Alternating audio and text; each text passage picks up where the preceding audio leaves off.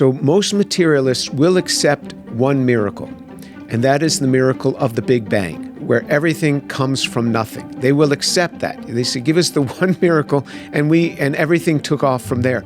But that's not the case at all. You have to have had millions and millions and millions of sequential miracles, and then millions of miracles happening at the same time for life to have arisen. And then when you look at evolution, it is miracles all over again. Miracles have to occur all over again. And you see this with evolutionists. They will tell you a story about how something evolved. And you say, well, I can't understand how that can happen because this would block that. And immediately they will say, well, then this could happen. And then you detect immediately this was a just so story. I just made this up because I can, on a dime, I can turn and give you another explanation. So these are all made up sequences. It is miracle upon miracle to say there is a materialistic, naturalistic explanation for this. There is not. Welcome to this live stream. I'm delighted tonight to be with Professor James Tor. How are you doing, James? Fine, thank you. Now, everybody knows who you are. I can go over, a basic sort of introduction. But before we went live, you said some words which really, it sounded like, it's the sort of thing that reminded me of the Twilight Zone, something I didn't really expect. So you have a bit of history with Pakistan, don't you? Yes, I've never been there, but I feel as if I've been there. So मैं बहुत ही अच्छे उर्दू बोलता हूँ. जी, आप बिल्कुल बोलते हैं. हाँ जी. So उर्दू किस तरह आती है? TikTok. I don't know if I'm saying it right. No, you are, mashallah. You are. Okay, so, there's some basic things. If you were stuck out in a, marketplace in Lahore, I think there's a few phrases you have to help you survive, right? Yes.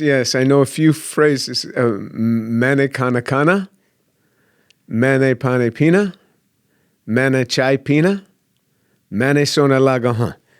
That's it. That's what you have. That's survival, right? But for your listeners that know Lahore, I just want you to think about, where Jail Road runs into Varis Road. Think about that area. There's a girls' college there, Connate College, and across the street from Connate College, there was a mental institution. I don't know if it's still there, still used as a mental institution. But the bus driver used to stop at that stop, and he would say, everyone off for the mental institution. And all the young ladies at Connate had to get off the bus at that stop. So that's the things that I know. And the reason I know all these things is because I've never been to Pakistan, but I am married to a woman who is from Pakistan, from Lahore. We've been married for 43 years.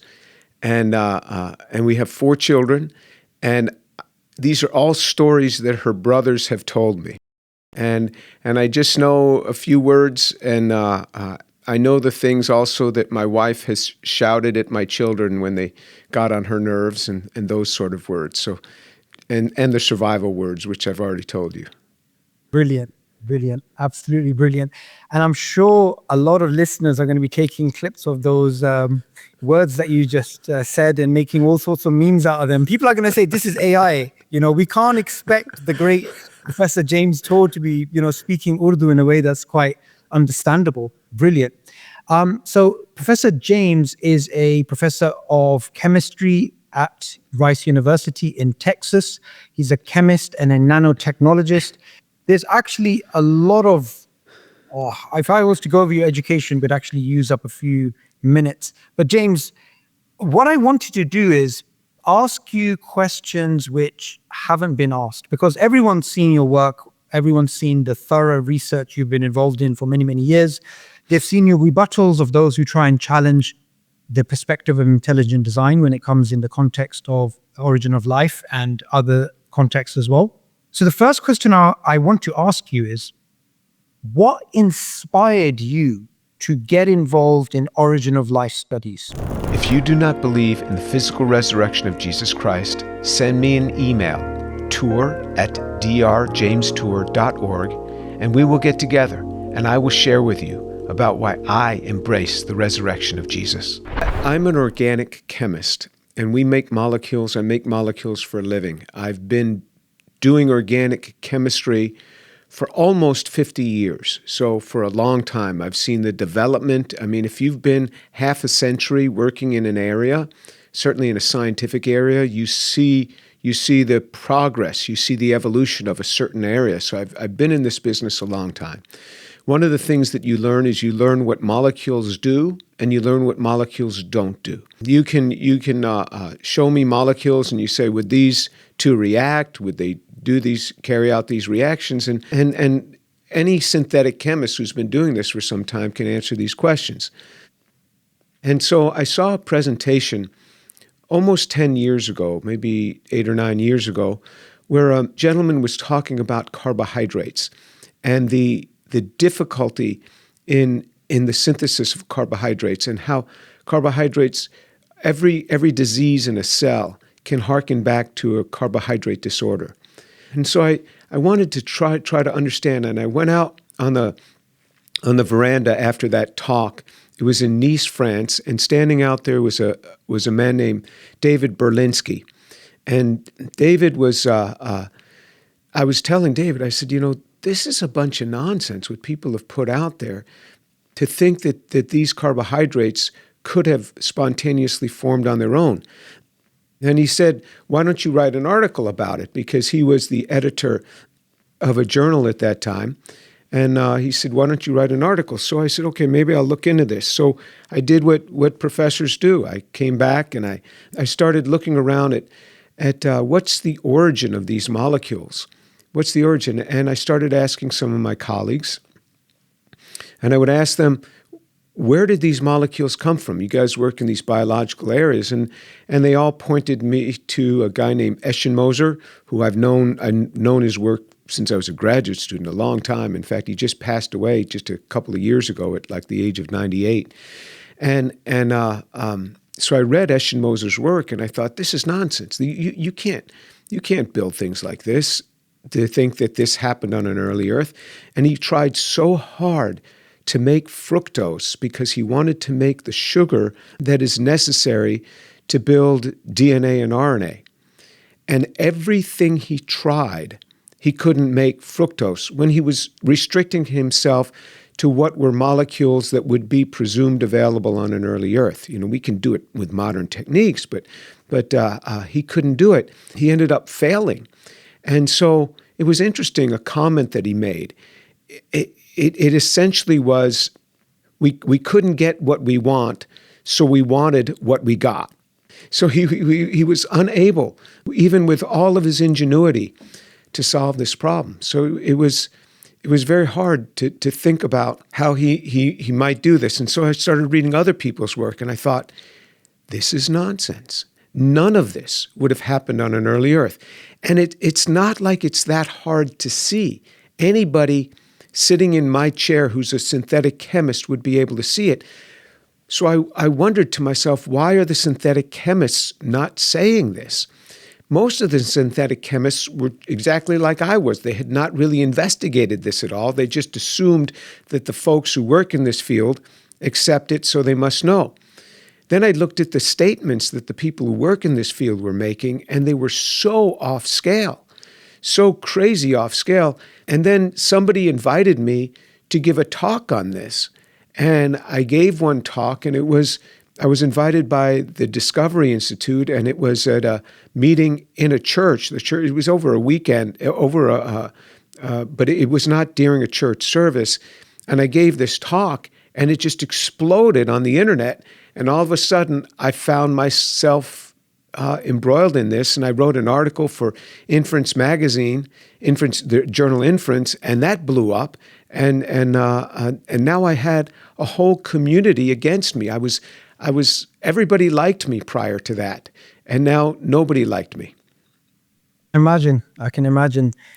You know, when you were giving your answer, I can see not only your entry into a field and being passionate about it, but that of many people at the Discovery Institute who, in their own fields, saw absurdity, saw contradiction, saw misleading information, and thought, okay, I need to get into this. And it just haphazardly happened that they happened to get pushed forward into a position in which they were articulating themselves, and then they got a lot of backlash. So that talk of yours that you were referring to, that's well known, and that was obviously the catalyst for you to get involved.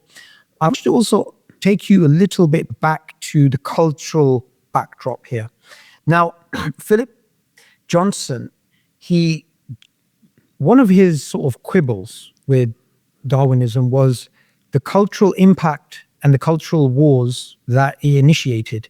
And I love one of the examples that he gives about you can't have two masters. Either it's going to be naturalism or theism. And this is in the context of those Christians or Muslims or Jewish people who want to, pander to the Darwinists by, giving into a type of theistic. Yeah. By the way, that's actually a quote from Jesus. Jesus said you can't have two masters. In the Sermon on the Mount, he said you can't have two masters. Either you will love the one and hate the other, or you will hate the one and love the other. You cannot serve God and mammon, money. So he was modifying a quote from Jesus, actually. That's brilliant. That is absolutely brilliant. And it got me thinking about a question. In the context of naturalism and theism, what role does origin of life play as a topic when it comes to the general discussions about atheism and theism? Because it's one of those things I think a lot of people don't think about.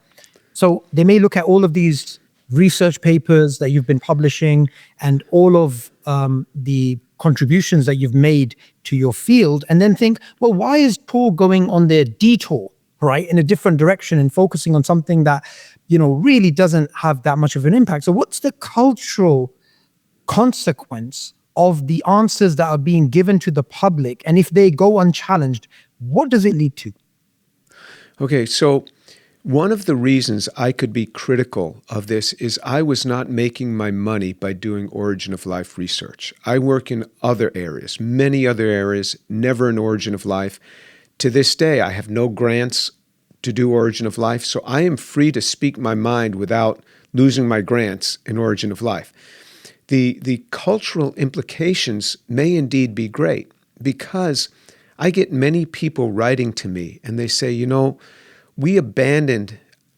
I abandoned my faith in college when I started learning about Darwinism, when I started learning about how there were these naturalistic explanations for things, and I thought the Bible is a bunch of nonsense, and so I abandoned my faith. They say then, after hearing my talks, after hearing what I have to say, they're actually returning to the faith. They're returning to their faith because they say that hey, we don't even understand where life comes from. Something so fundamental.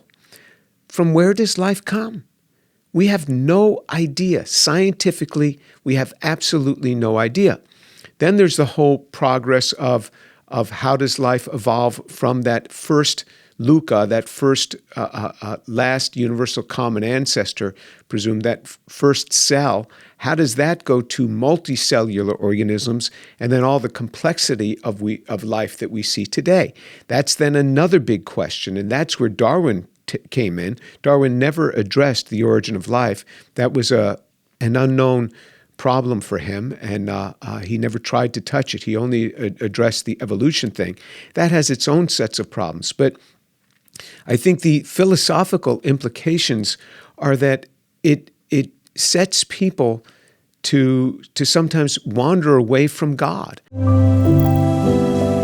Because of you, millions of people have heard the gospel. If you confess with your mouth Jesus is Lord and believe in your heart that he's risen from the dead, and you will be saved. That's right. That's the requirement. We talk about science concepts which draw people in. Take these nanomachines and have them drill into cells. This would be a great way to kill cancer, right? We also talk about Jesus Christ, who's the best in everything. My faith in Jesus Christ means more to me than anything. If you could continue to give or give for the first time, we would certainly appreciate it. You can go to jesusandscience.org. Thank you so much.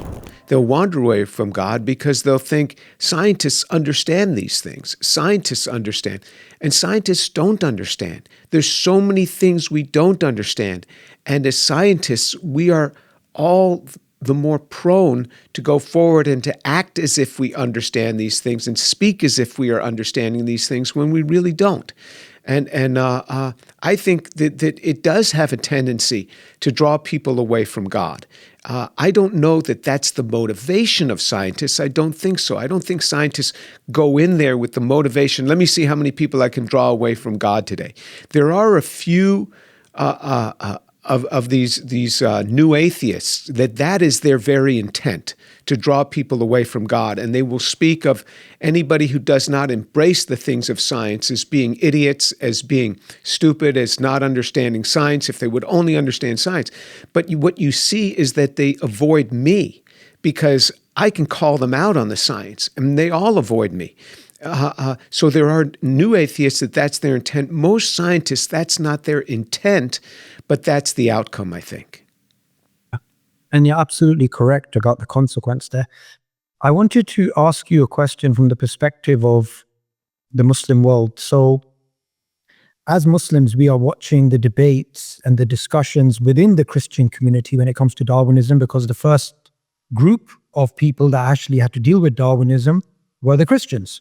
So in many respects, we are kind of mirroring the segments of Christian society that responded to Darwinism. So you have Muslims who are of the Francis Collins type, who believe in accommodating Darwinism and trying to realign it with our text. Then you have others who believe in intelligent design like I do, and then you have others who simply are like young earth creationists, and they will simply not at all engage with the science in a thorough way. Not exactly young earth creationism, but you get my point, as in they're just sort of anti-science sort of crowd. If people watching this were to say, well, Sabur, we have Francis Collins and he has one approach. Then you have the ID guys and James Tour and these guys with their approach.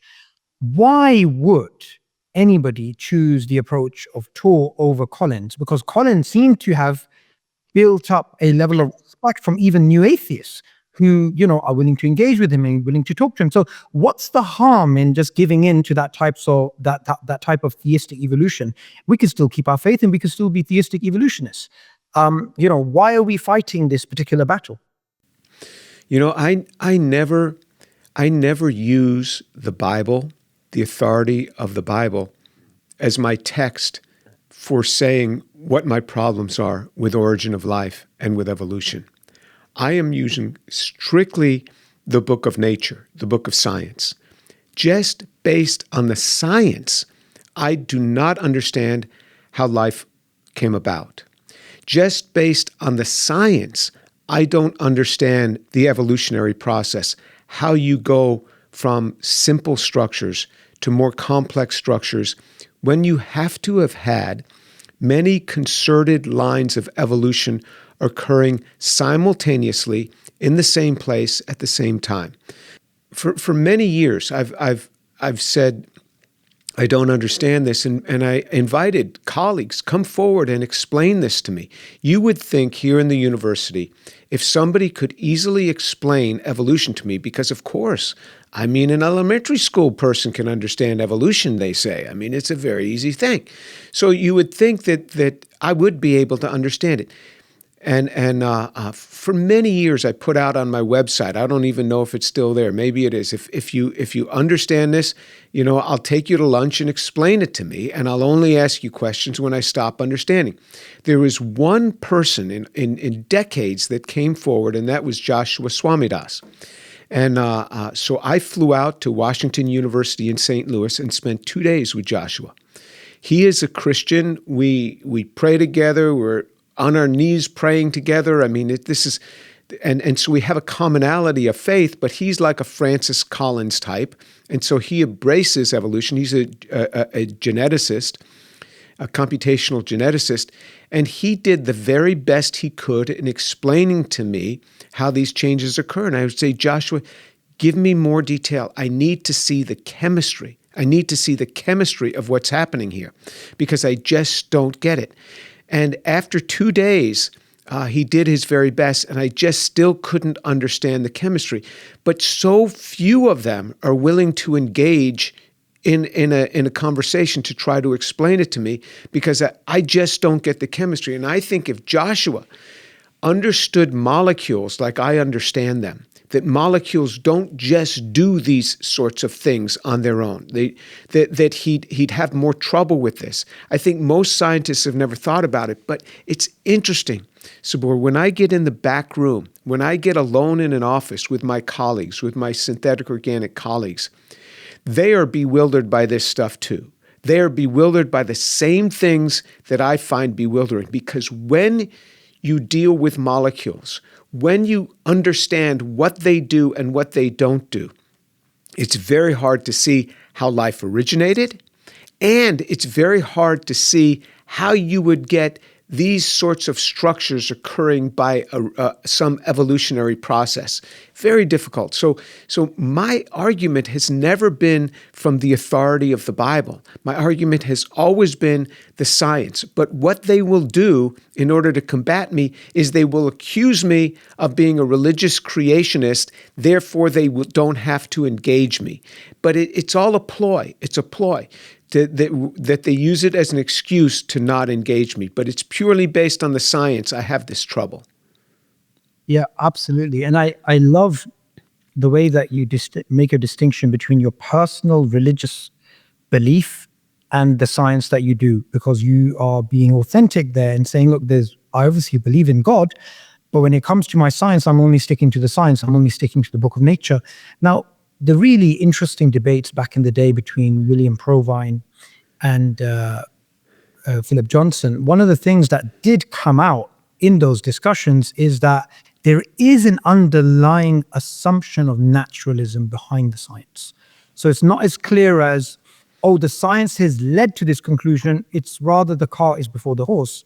We have already decided a priori that there has to have been a naturalistic explanation. As Richard Dawkins calls it, we just need a first stroke of luck, and then we can explain the rest.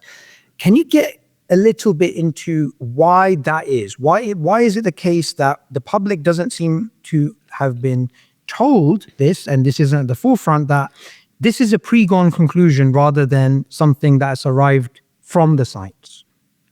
Yeah, it is not just that one miracle. So most materialists will accept one miracle, and that is the miracle of the Big Bang, where everything comes from nothing. They will accept that. They say, give us the one miracle, and everything took off from there. But that's not the case at all. You have to have had millions and millions and millions of sequential miracles, and then millions of miracles happening at the same time for life to have arisen. And so there are many miracles that have to occur. And then when you look at evolution, it is miracles all over again. Miracles have to occur all over again. And you see this with evolutionists. You see the way they teach things, the way they say. They will tell you a story about how something evolved. And you say, well, I can't understand how that can happen because this would block that. And immediately they will say, well, then this could happen. And then you detect immediately this was a just so story. I just made this up because I can, on a dime, I can turn and give you another explanation. So these are all made up sequences. And yes, it is miracle upon miracle to say there is a materialistic, naturalistic explanation for this. There is not. It is underlying with miracle upon miracle for them. It is not just one little small miracle, as as Dawkins might have said, or whoever you were quoting, it's not just that. It is many miracles would have to occur. I could literally line up thousands of them. I have these 5 questions that I put before Origin of Life people where I said, answer any one of them, and I will take down everything I've ever said about Origin of Life. And people think, oh, well, there are these awesome 5. No, I just chose those. I chose those in 15 minutes before I had a discussion with a YouTuber on this. And these are 5 of 5,000 that I could come up with. You would need a miracle at every one of these points. So underlying their materialistic explanation is a constant source of miracles. Yeah, absolutely. I also wanted to highlight, we have secular thinkers who've expressed doubt, and they've pointed out to some issues to do with how freedom of speech is being curtailed due to these naturalistic programs. One of the people I wanted to highlight tonight was Thomas Nagel, who's an atheist, who is a well-known philosopher of science. In his book, Mind and Cosmos, which is published by Oxford University, I'm going to read out a quote. And this is really striking when it comes to the origin of life. He says, whatever one may think about the possibility of a designer, the prevailing doctrine that the appearance of life from dead matter and its evolution through accidental mutation and natural selection to its present forms has involved nothing but the operation of physical law cannot be regarded as unassailable. It is an assumption governing the scientific project rather than a well-confirmed scientific hypothesis. So when it comes to the origin of life, we are often told the scientists have worked it out. It's just a matter of a few details which are missing. And here you have an Oxford published book with an atheist philosopher of science, not only talking about the fact that this is an assumption governing the scientific project. In other parts of the book, he talks about how people have been browbeaten into submission if they don't bow down to the Darwinian cow. So it's not just creationists or intelligent design proponents. It's very hard to explain away the fact that there are great secular thinkers who've actually pointed out the king has no clothes. Yes, I agree. And they do, it does affect one's career. So for example, I would not recommend to a young untenured professor to start shouting about their revelations on this, that the emperor has no clothes, until maybe they get tenure on, I say, unless you're willing to really endure this fight. Because they take shots at you, they try to cut off your funding, and you say, oh, Tur, you're dreaming. No, I'm not dreaming. And I've had 2 program managers from 2 federal agencies tell me in person, in my office, they would not even tell me this over the phone, that I need not even apply to their agencies anymore because at the top, I was being cut from my positions on these things. Because they want to silence you. What better way to silence Jim Tur than to cut his funding? He can't do any more research, and you cut him off as a professor. So yeah, if you start battling with these things, to come out and to start saying these things is a real problem. Now, what we're seeing, however, is people are starting to rise up a little bit. Dennis Noble, for example, in the UK, he started saying, hey, there's real problems here. And but the thing about Dennis, he must be, I don't know, I'm guessing in his 80s, and he doesn't need any more funding. So now all of a sudden he's speaking up. But Nick Lane and is it Joanna Xavier recently wrote an article in Nature talking about these sorts of problems. And so people are beginning to point it out. And so and people tell me all the time, Tur, why don't you start publishing articles on this and get peer reviewed? Actually, we're doing it. I've actually published about 5 articles on Origin of Life. I got another one that I'm writing that is already submitted. And so I'm doing these things, but after a while, I'm not even trying to address this to the scientific community anymore because they have so messed with the minds of the general public. I'm going right after the general public. I'm using social media to go and to correct this, because you may have heard of the surveys we've taken, where we took surveys and we asked the general public, how many of you think that scientists have made frogs in the laboratory, complex organisms like frogs? 1/3 of the general public feels that they have. Then we asked how many of you think that scientists have made a simple one-cell organism like a bacterium in a laboratory.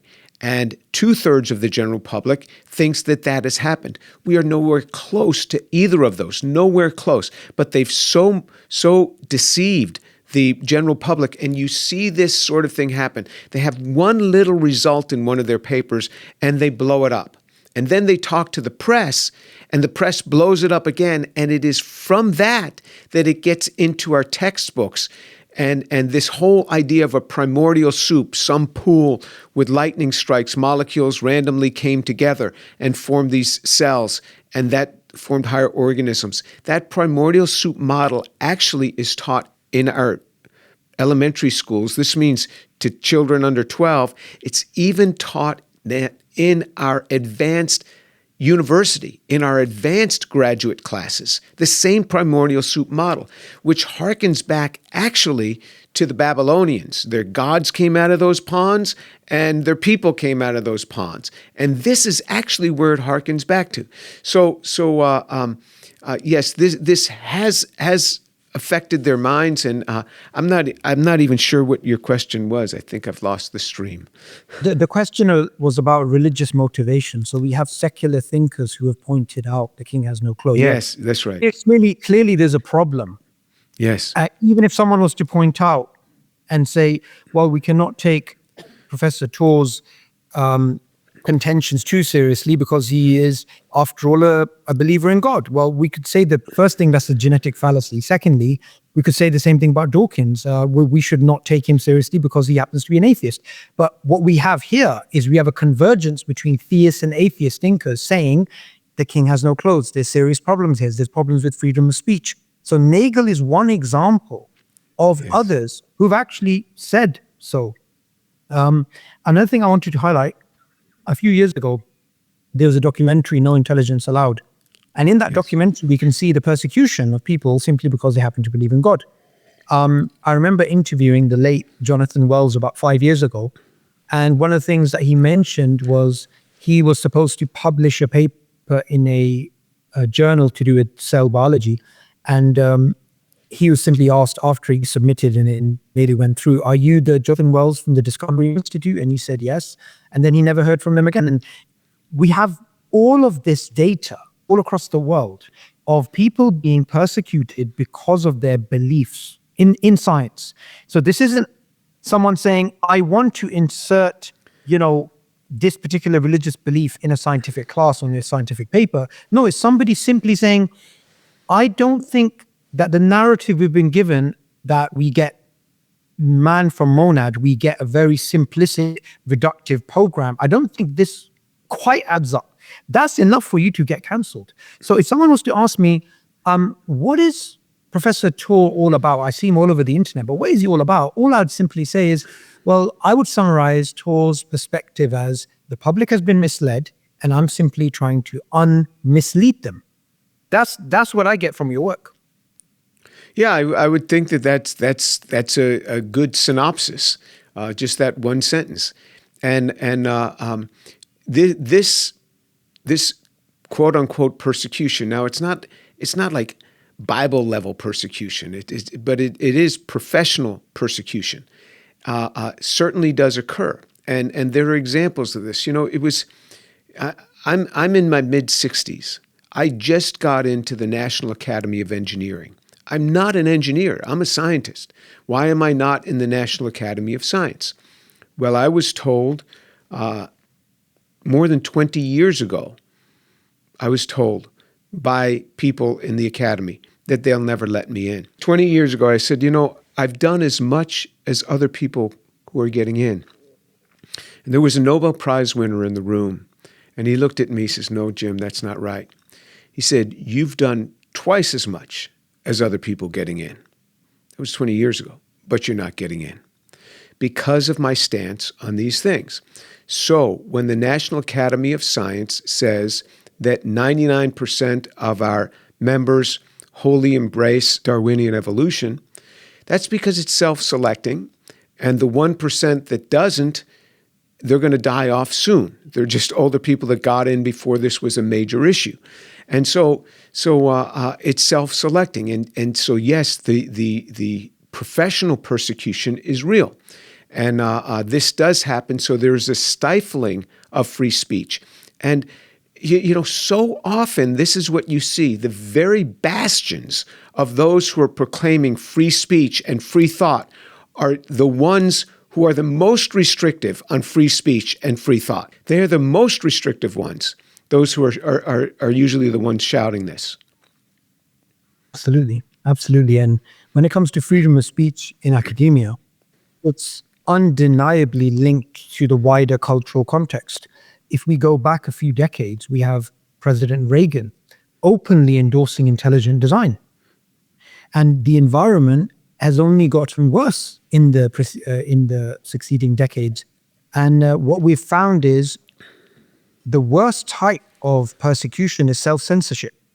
And a lot of people who have come out, they held these views for decades.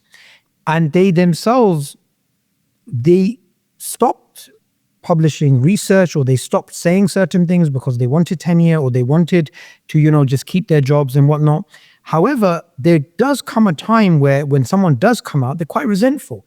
Now, thinking of the secular, and this isn't religious in any way, evolutionary biologist, Lynn Margulis, she referred to neo-Darwinism as an Anglo-Saxon sect. Now, why would somebody use that type of dogmatic language for scientists, for people that are supposed to be, all about evidence and observation and experimentation and inference and theorization? Why is this type of language being used? You have Mary Misleading talking about evolution as religion, Michael Roos speaking about Darwinism as religion. So again and again, we were getting this type of data, this sociological data, that there's something seriously wrong. Now, I want to take the conversation in a slightly different direction, which is people have seen quite advanced level discussions from yourself with other scientists and the work that you've done. But going back to the pedestrian level, going back to the basic level, the understanding is life came from non-life. Scientists have worked it out. It's just a bunch of details. If you were to meet somebody on the street and they're to simply give you that perspective, what's the simplest way to explain to them that actually they've been misled? Okay, the simplest way might be there are 4 classes of compounds that make us up. And we don't know how to make any one of those 4 classes. So of all the 4 classes, we can't even build any of them using something that would have mimicked what would be available on an early Earth.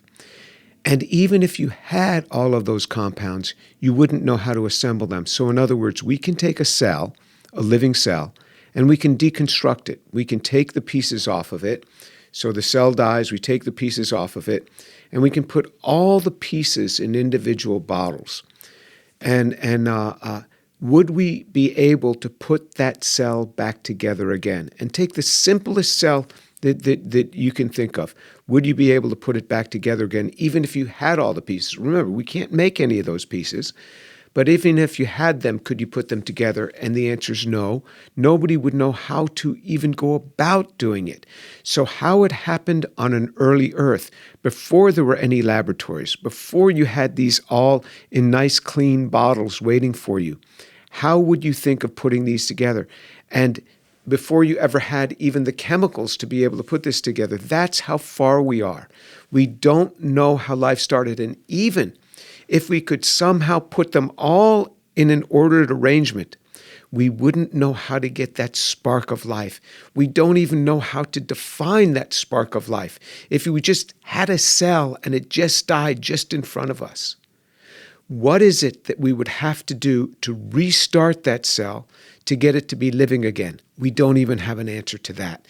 So we can't even carry out a resurrection of a cell where everything else is already in place, We don't even know how to do that. So there is still something mysterious about life. You know, in the old days, they used to describe this as being something called vitalism, that there was something vital to life that we didn't really understand. And there continues to be some truth to that. That there's things like this that we don't understand. And it's not the only thing in science that we don't understand. There are many things that we don't understand. And that's not to say, as a scientist, I could never say that we will never understand it. I've never used a God of the gaps argument. I would never use that because I don't know what people are going to be able to find in 500 years or in 1,000 years. So I can never use that argument.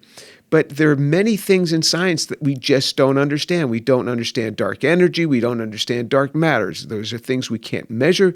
We can't detect. We don't understand gravitation. I mean, gravitation, it wasn't until 2015 that we first measured gravitational waves that were predicted by Einstein in the beginning of the 20th century.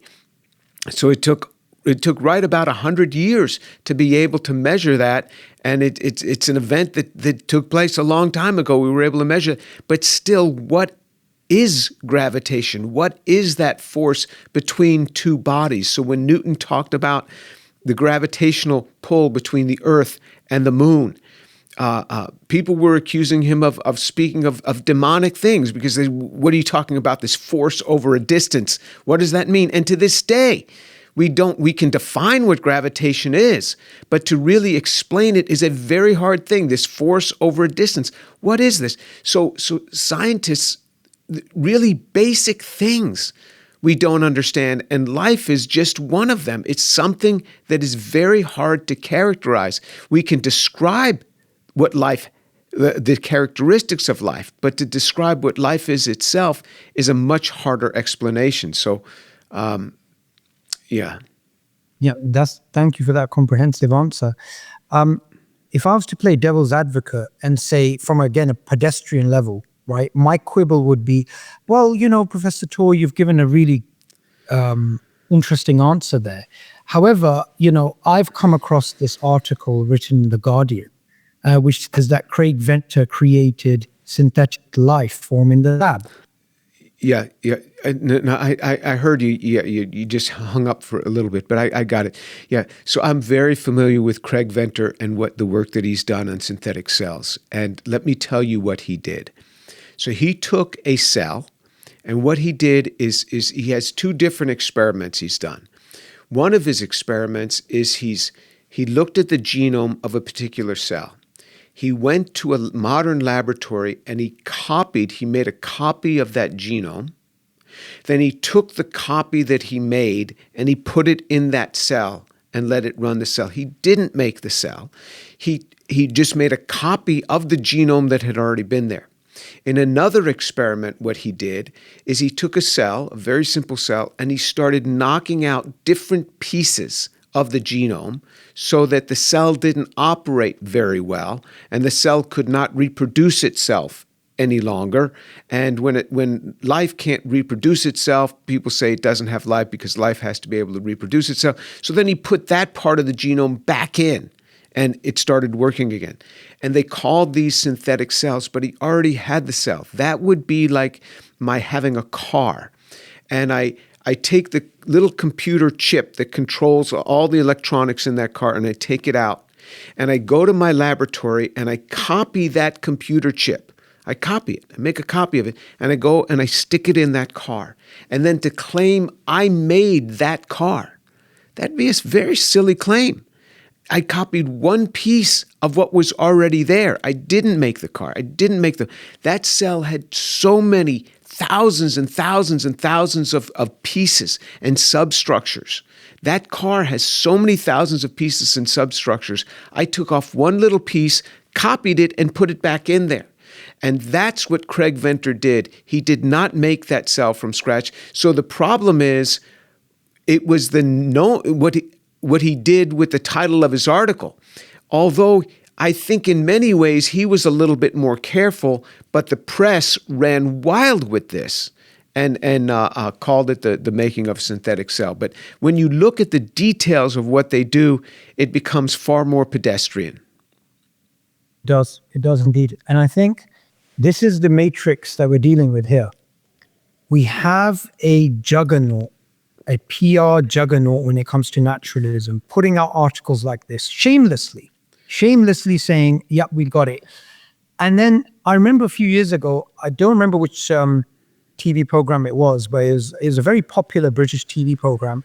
And you had Richard Dawkins going and speaking to experts. And when it came to the origin of life, he obviously went to Craig Venter. And Craig Venter is there talking in his lab in his very confident way. And, the public is just lapping it up. So why are all of these people collectively working together for this goal? Because they want to create an impression. They want to create this particular veneer of certainty. We've got it, guys. We've got it worked out. Just the small little details are missing. And you're there with your hammer, chipping away at the veneer and showing that actually is hollow. So let's just get back into this matrix that we're dealing with in particular. How far does the rabbit hole go, according to you? Because you've been dealing with these guys for quite a few years now. Well, I think one of the most telling things, Sabur, is this, that they will not engage with me. What they'll do is they'll send forward a YouTuber to engage with me. But I say that is like finding a 5-year-old kid and putting an explosive in their hand and saying, go to those special forces and pull this pin. I mean, they themselves will not come and engage with me. They will not come and talk with me. They will only put forward the poor fellows that don't know any better, that don't know anything. And so when you explain things to them, they just totally ignore it and keep talking the same nonsense. But scientists can't do that. And so that's why I've tried to force their engagement. I challenged them. I named them by name. And I put these questions before them and I said, go ahead, answer any one of these. And by the way, you can grade your own papers. Here's the professor letting them grade their own papers. And if you solve even one of these, I'll stop talking. They won't engage. Why will they not engage? It's because they have not the answers. So yes, it is a veneer. They have not the answers. They are not there. The answers are not there. It is a house of cards. It is all smoke and mirrors. The answers to the origin of life clearly are not there. And I presume that things are going to chip away more. I don't think that their stronghold is going to get stronger over the years. I actually think that it's going to get weaker. I think that people are going to start standing up and calling them out on this even more because their lack of coming forward is telling in itself. No answer is always an answer in itself.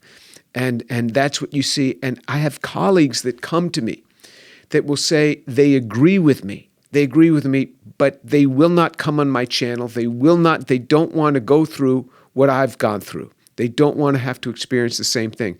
But the chemists are seeing exactly what I'm seeing. So in science, we deal with this all the time. If somebody is wrong, the community gets together and they engage with them and they talk with them, and the thing is easily dealt with. It's easily dealt with. But in this, they won't come forward. So that in itself, and so that's the veneer that's coming down. It is indeed. And one of the things I was thinking about when you were speaking is Francis Crick's book, Life Itself, in which he speaks about abiogenesis and also directed panspermia as two particular answers. And we have even the likes of Richard Dawkins recently, although he regretted it, again, pandering to the idea of directed panspermia when it came to the origin of life. So if somebody is to come along and say, well, aliens are a potential contender, then somebody else says, well, I think the inference could be towards something transcendent or powerful as opposed to an alien, then somehow it's not scientific, but it is scientific when you want to refer to an alien, even though that can lead to an infinite regress problem. So isn't it interesting that when it comes to, say, something like directed panspermia, they don't see the contradiction in even proposing such an absurd idea?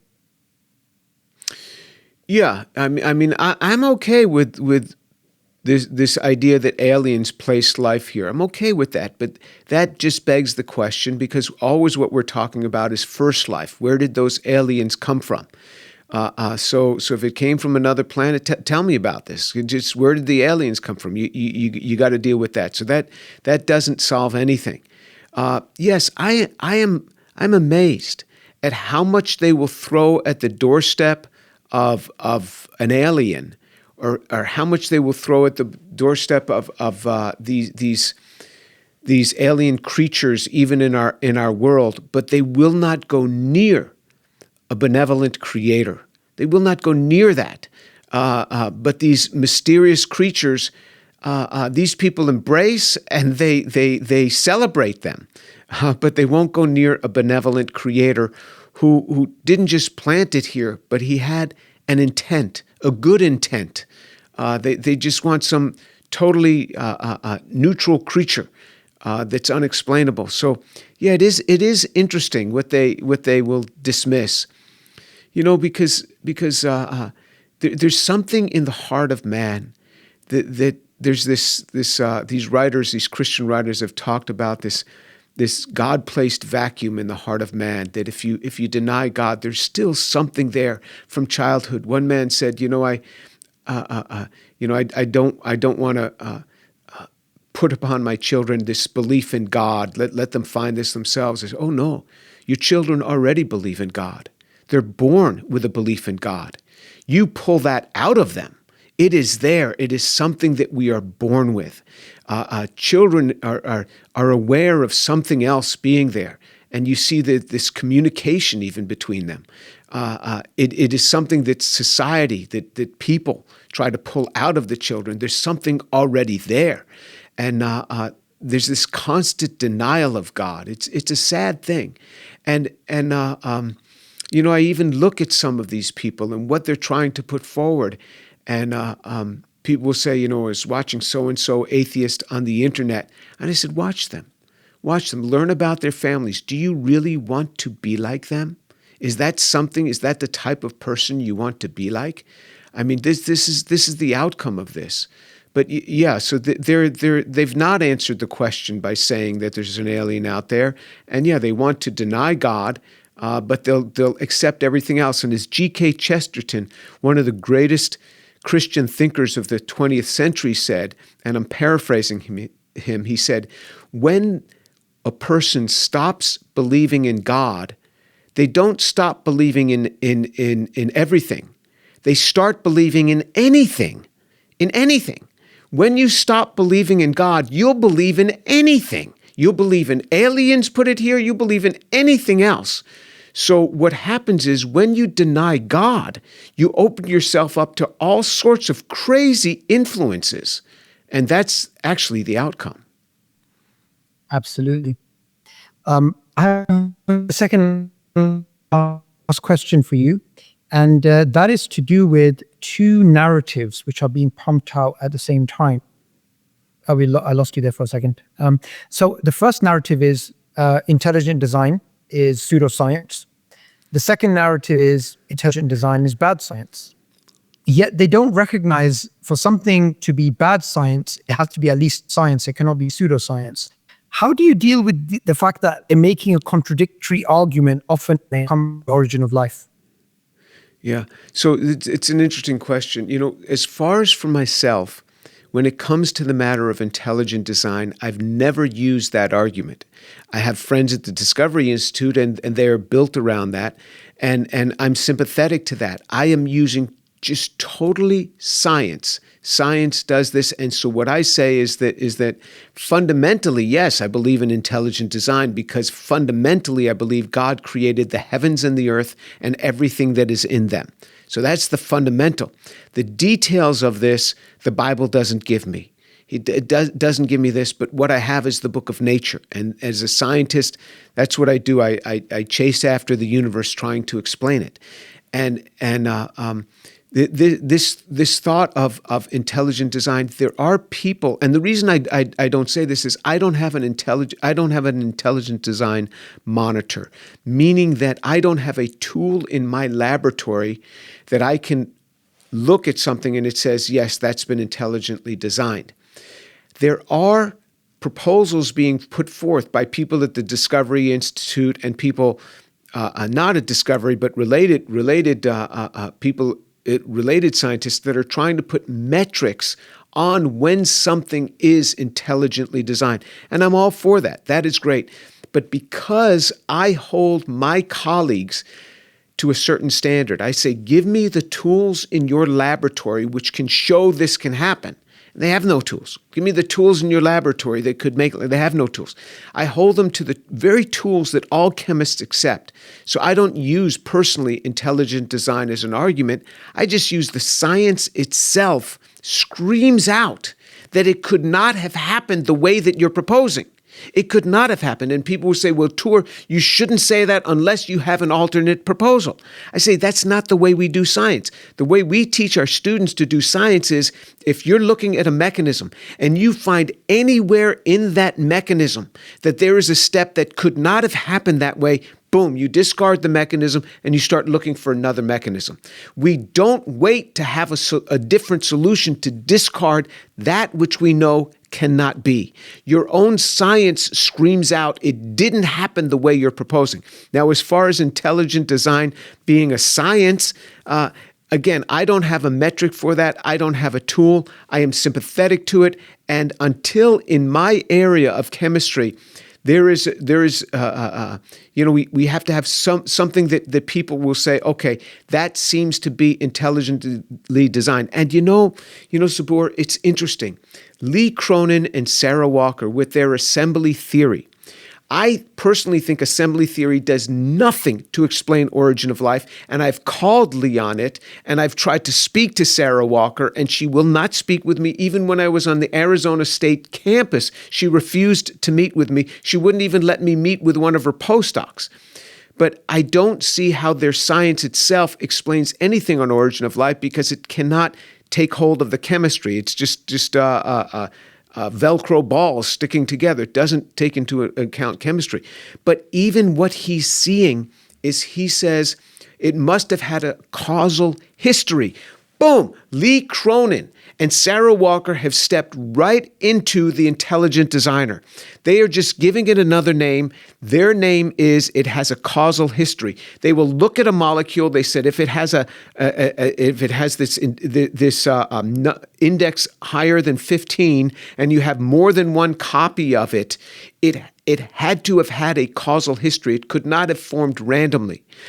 I can, as a chemist, look at a molecule and tell you that's not forming in an explosion. If you have 2 of those or 3 or 4 of those, that has had a designer behind it or a causal history. So what's happening, Sabur, is the science itself, they're backing right into a creator. They are backing in, but they won't use that name. They'll use the name causal history. What's your cause? I mean, what name would you like to use? I mean, some people call it intelligent design. Other people like me, I'll call it God.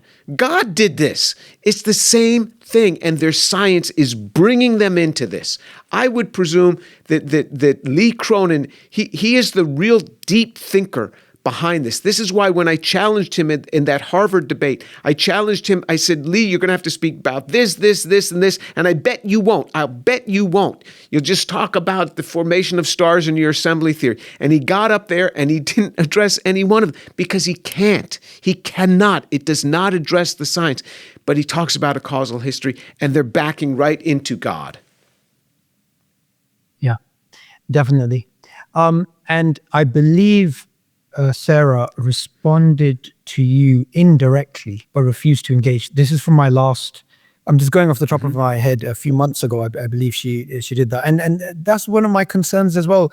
If I was a neo-Darwinist and I wanted to give a naturalistic explanation and there's someone like yourself who was ready to talk, I would say, fantastic. We're going to have a fantastic debate. We're going to have a fantastic discussion. Rather, what you are facing is deafening silence from the opposition. And that must be quite jarring. Yeah, and she was on a friend of mine's podcast, and he asked her about me, and she said, I think Jim Tours asks questions that are just straw men. I mean, how does the making of carbohydrates, how is that a straw man? How's the making of saccharides a straw man? This is what makes up life as we know it. These are straw men. This is as detailed as you can get. It's just the opposite of a straw man. And it was after that I said, meet with me. Meet with me in your office. I said, I'm coming to Arizona State. I'm giving a talk there. And my host asked her. She refused. I emailed her. She wouldn't respond. I said, how about just sending a postdoc? Let me just meet with one of your postdocs so I understand more of your assembly theory. She refused. And remember, no answer is an answer in itself. That speaks volumes. Absolutely. Absolutely. And what we're seeing in terms of the opposition currently is these types of evasive tactics, which only further make the public more suspicious about their narratives. So, Professor Tor, it's been an absolute pleasure. I'm a bit wary to extend the interview longer than this because there is apparently going to be some Indian airstrikes soon in Pakistan. We may lose internet or something else. Things are quite tense here on the ground. And that might be why the internet was cutting off a bit, because normally this is the fastest internet you can get in the country, the one I have currently. So it was great speaking to you. Is there any last message you'd like to give before we end? Yeah, I mean, the message that I always like to give, that they put on out there to everybody, and I am a firm believer in the resurrection of Jesus Christ. And if any of your listeners do not believe in the resurrection of Jesus Christ, and they sincerely want to know, not just as an academic question, but they sincerely want to know about this, I'm willing to meet with them. So you can just send an email to tour@drjamestour.org, and we'll get together. And I have many great Muslim friends that I consider dear friends, that have been my friends not just for a couple of years, but for many decades. I've had them as dear friends. And so I welcome you, and God bless you. Thank you for that open invitation. And something I find really interesting is neo-Darwinists and atheists, they try and trigger the differences between Muslims and Christians because of these connections that we have when it comes to intelligent design. And Paul Nelson said something really beautiful to me once. He said, when it comes to Darwinism, Muslims and Christians are like that. Oh, yeah. We can disagree theologically, we can have all those discussions, have them respectfully, but when it comes to the Darwinists, we're on the same page. Oh, yeah, Paul is absolutely right. I mean, we're on the same side of the barricade on this one. And I have imams write to me. They said, they say, I have my whole mosque, I have them listening to your stuff, and because we are one on this. And it doesn't even end there. I remember when I visited Saudi Arabia, and I had discussions with people about Abraham. I mean, a guy picked up the sand. He says, "This is where Abraham walked," and I said, "You really believe this?" He says, "I really believe this." I said, it is so good for me to meet somebody who really believes this as I do. And I could engage in them in conversations like few that I could gauge in the United States. When I was in Saudi Arabia and I met these men that really take hold of these things, the things that are written, that our ancestors walked in these areas, walked through this land, that this is their land, then we had great conversations together. Absolutely. Thank you so much, Professor Tor. I'd love to bring you back in a few months' time. I'm sure the audience is going to be loving the introduction of this video, because I have some very unique content of Professor Tor busting out some Urdu. So I think a lot of people are going to really enjoy that. Thank you so much for your time. It's been a pleasure. Good night. Thank you so much. Khuda Hafiz. Allah Hafiz. Thank you for joining me today. If you could give us a like, share, or podcast review, we would appreciate it. If you have any questions, you could send them to ask@jesusandscience.org, and we'll try to answer some of those questions in an upcoming video. And if you do not believe in the physical resurrection of Jesus Christ, and you want to hear about why I believe, send me an email to tour@drjamestour.org, and we'll get together by Zoom, and I'll share with you why I embrace the resurrection of Jesus Christ.